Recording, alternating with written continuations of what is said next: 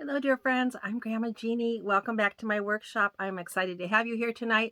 I am going to work on a house that just needs a little bit of work, a little bit of cleanup, and I am really excited. This is the Cohn house from 1948, so it's really an oldie, and it's a beautiful house. But it has an issue with it that's very common, so that's why I want to be sure to share this with you to show you how you can fix it too. Cohn had three versions of the red roof dollhouses. This is the oldest of the three versions, the very first one that they made. This is from 1948, and it is the largest of the three versions. It is unique because it has a designated dining room with like a Persian rug motif on the floor. It's the only one of the three houses that has that. In fact, it's rare for one of these metal doll houses to have a designated dining room. This house is in excellent condition, so we're going to do a quick cleaning on it. I don't know that it needs any paint, touch-up, or anything like that, but let me show you what the issue is. This house has the original front door with it, but it should have a little prong here that acts as a hinge and one here also. And it's common for those to break off, for one or both of those to be gone. I know how to replace that so we can get this door hung back up and it'll work and be just as good as new. Better than new because it'll be less fragile. But first, let's get this house cleaned. I always like to review how I clean these houses. I just use a paper towel and a non-sudsy cleaner, such as Spray 9 cleaner, or in this case, I have filled this bottle with Awesome Cleaner from the Dollar Tree. Something like 409 cleaner would work also, as long as it's something that's non-sudsy. Then I always test it first to make sure if it's a house I've not done before or a brand I've not done before.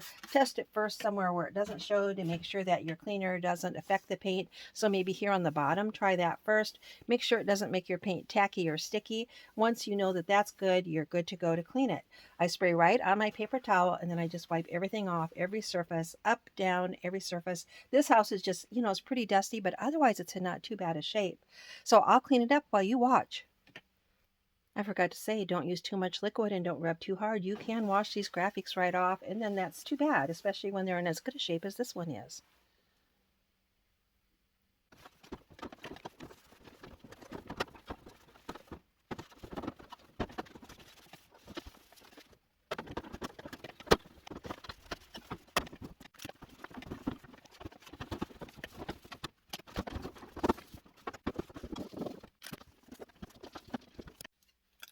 That did benefit from a good cleaning, and I have washed every surface and it came out really nice. So here's this door again. The other nice thing about this house is it's got all the original windows. They do open and shut, and they are often missing on this house. Sometimes you can get replacements for those. They're made out of metal. I have also got a pattern of these that I have cut out of paper and made them out of paper, but this has all the original metal windows, which is very nice. Let's see about getting this door attached again. All right, step number one, I used a paper clip, and this is one of the a little bit smaller paper clips, but it looked like this from the start, but a little bit smaller than that. And then I took that and I straightened it out as straight as I could and used my pliers to straighten it out. And then I measured on here where these two holes are, there's one there and one there, and put a band, so it's like an L on that side and an L on that side, so that I can push those prongs through there, and that can become the new hinge for our door. The only thing left to do is to attach it to our existing metal door. And I like to attach this kind of relatively permanently so that it doesn't come off too easily. So my plan to do that is to take a little nail and pound like two holes on this end and two holes on this end, and then run wire through that and run the wire around the hinge so that then it will be kind of permanently attached but not be an eyesore. I'm going to try to get those holes up here on this little flat edge. When I use my hammer, I like to have a piece of wood laying out here to hammer because my table's metal and it rattles and stuff so bad if I don't use a piece of wood under it. So I've got my big hammer with me today. I want a long slender nail. This looks like the best one to me. I don't want to make a very big hole in this little door. And I'm going to put those holes like right there and there and then there and there. I might even flatten that little bend down in order to hammer better and then bend it back up.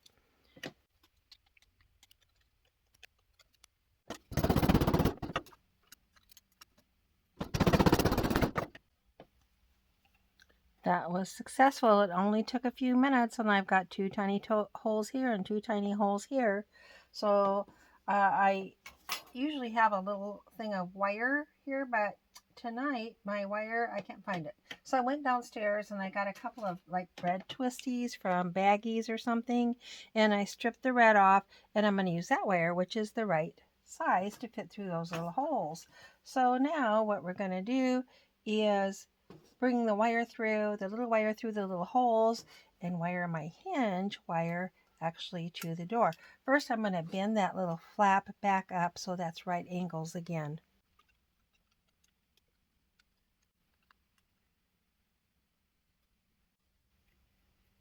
I'm pretty happy with that. I've got a little wire going through those two holes and a little wire going through those two holes. Now let's get our paperclip hinge in there. We're going to wire it into place and then we'll see if it works. So I'm just going to put one of those little wires under and one over, and then I'm going to get my pliers and twist those together so that'll be in there tight. I got it done. Now that took me a few minutes, and for one reason I'd forgotten some of the lessons I'd learned last time I did this. I had to put 2 more holes here because you need to have an anchor in the middle and a wider spot on your paper clip there in order to keep that from sliding up and down. This can't slide up and down. So once I got that right and got it anchored, I think we're ready to go. So this is going to act as our new hinges. We'll put the bottom one in first. Then we'll put the top one in. Then I reach around inside and bend those down, and then we'll see if it works. Here we go. Door open. Door shut. Door open. Yay! This house is essentially done. I might mix up just a little bit of Dollhouse white. I've got a couple of nicks on that door and touch that up. And that's about it. This house is in near mint condition. Thanks so much for joining me. I'm glad to have this one done. And remember, Grandma Jeannie loves you.